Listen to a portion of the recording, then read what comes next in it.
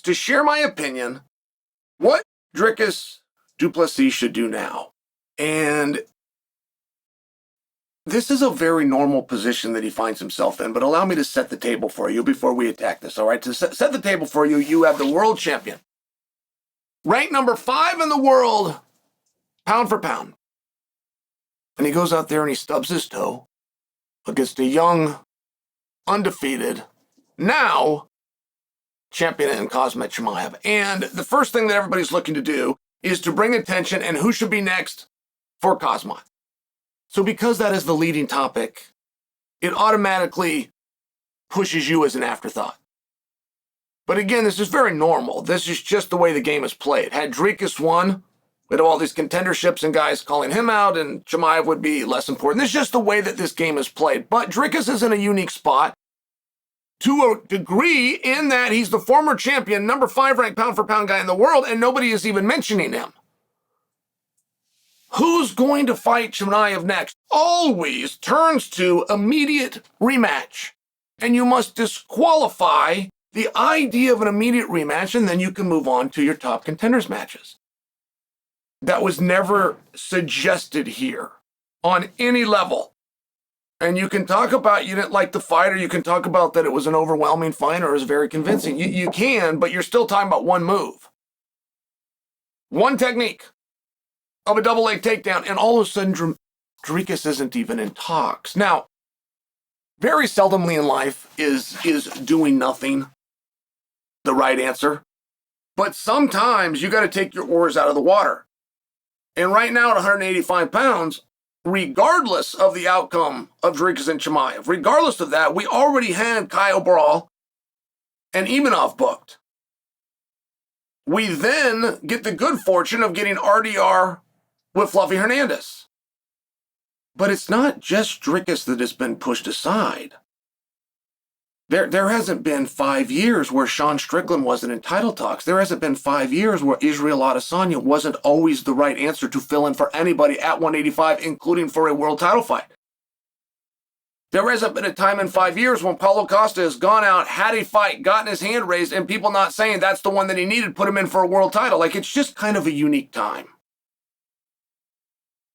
But a lot of the uniqueness has nothing to do with the outcome of Chimaev versus Dricus. It was already there. Fluffy Hernandez had already won a whole bunch straight. RDR had already upset Bo Nickel and beaten Robert Whittaker.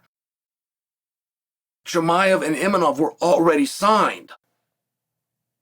Sean Strickland being rumored to get put together with Izzy and knowing that he was going to have to face an adjudication of some kind before the commission. Like, all of these things were already in place. It's not necessarily that Dricus has fallen so much. It's not necessarily that anybody is sidestepping Dricus, as much as if Dricus takes his oars out of the water, a number of those guys are going to eliminate each other.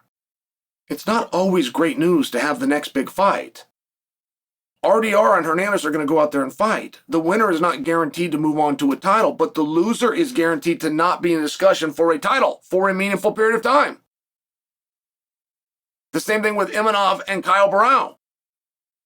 The winner of that would be eligible to go on and fight for a title, but the loser of that contest is not going to be discussed for a title for a meaningful period of time. So right now, just because those matches are booked, in the eye of the MMA fan, they're in front of Dricus. That's true. That's an accurate observation. Just don't forget, you got a 50% chance of failure in every one of these matches. And 2 of the 4 are going to fail. And all of a sudden, that starts to create a very different dialogue. RDR versus Dricus is a very interesting matchup. It's just, how are we going to get there? We're not going to get there off of all victories. We're going to get to that matchup off of a loss. Kyle versus Dricus is fascinating, and Imanov versus Dricus is fascinating, but how do we get there? In the absence of the belt, which is no longer what those fights would be about, the only way we get there is off of a loss. So sometimes it just takes, sometimes you got to let it breathe. Sometimes you got to exhale. Now, Dricus and his ability or inability to solve the Chimaev problem is not something that I have gained any confidence in over the last few days. And I'm only as good as the information that I'm given. And you never know when a coach is coming out and he's just trying to get you off the topic, which a coach would have the right to do. You never know. Or even when an athlete is just trying to sidestep something, let me get somewhere I can take a deep breath, get my thoughts about me. You never know. And they certainly have the right to do that. But if I am to take the words at the word, not only does Team Dricus, not only are they not moving in the direction of being able to solve this problem, they don't even know what the problem is.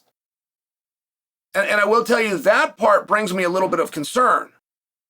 The idea of having to go out and work with high-level wrestlers, or the idea of bringing in a high-level wrestler to work on this, it's a double leg takedown. It's the move that a non-wrestler will know to do on his first day of practice with no training. If you brought a kid into a wrestling room and he's never wrestled before, and you grab somebody and you go, all right, wrestle, he's going to try to grab both of the guy's legs and drive him down. And stopping that, by the way, requires an immense amount of work. But if you go and you find yourself a wrestling room, the first thing you're going to be doing is somersaults, and that's going to be followed by cartwheels, and then you're all going to sit around and you're going to do a stretch, and then you're going to roll over to your belly and you're going to do 25 push-ups while the coach counts it out. And if you're not counting enough, by gosh, we're going to start back over at none. I mean, you're going to find yourself 30 minutes into a wrestling practice and realize I've done nothing that resembles wrestling. One of the colossal wastes of time that I've ever been through is a wrestling practice, only because they're 2 hours long and you'd be stunned what little wrestling that you do. So then we go and we get an Olympic champion, we get a world champion. He's going to come in, he's going to get in on a single, he's going to drop down, he's going to put the shoe in his armpit, he's going to step in and trip you. A takedown that has never been done in the history of the UFC, let alone by Chimaev to Dricus, of which was only, and no exception, a double leg. Now, to stop a double leg, again, from a technical standpoint, is very easy to do, but it's a lot of work. As you're falling to the ground, as you've lost your balance and you are going down, you must take an arm and you must make it straight. You're going to lock it out, your palm open on the side of his head. Think about his ear, but it doesn't have to be. Anywhere on the side of his head, you're going to lock that out. And the moment you hit, you're going to start scooting him down your body. And the moment you get the aggressor's hands off of your shorts, you are now free. If he's in so tight that he comes the other way, his arms don't slide down, they come up your back and turn into a body lock, you now must forced to get an underhook while still facing him. It's just like a college stand-up, except you never turn your back. You face him, and this is the way that you get out of it. The problem with what I just said is it's extremely difficult. It's the reason people don't train like this. It is an extremely hard thing to do. Think about a running class. If you were to go sign up for a running class, think about that. And 99.9% of you have never done that. But if you did, do you think that when you get there, they're going to have you sprint? No. They're going to have you do every form of running there is except for the sprint. And why? Because the sprint's too difficult. And if I made people sprint, they would never come back tomorrow. That's the same thing with getting up off the bottom. It is the hardest thing to do in MMA. It is the hardest thing to do. It will require the most effort and energy, but the technique is as simple as I just said. You take an arm, you turn it straight. You don't do this once you landed. This is in the air when you've lost your balance and you're going down. You find the side of his head, you lock that elbow out, and the moment you touch, you start to scoot him down your legs. That's the escape. If his arms go underneath your shorts, that will get you away. If he comes the other way and he comes above your waist to a body lock, your straight arm has now got to dig to an underhook. That's it. If you want to go through a training camp to learn those two things, go ahead.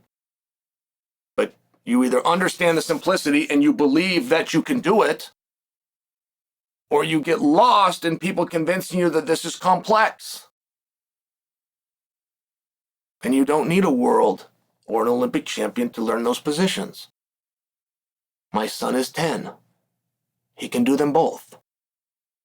I'll make him available if you think it'll help.